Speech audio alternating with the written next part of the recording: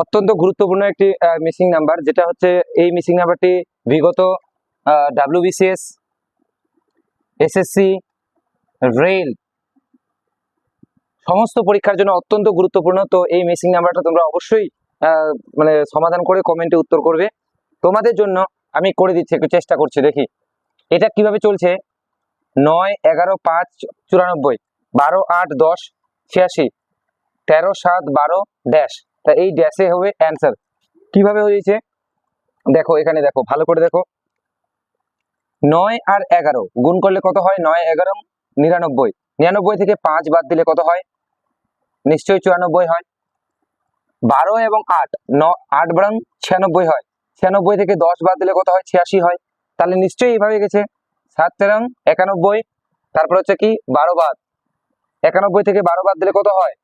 79, অর্থাৎ 79 হবে, B number হবে আমাদের অ্যান্সার।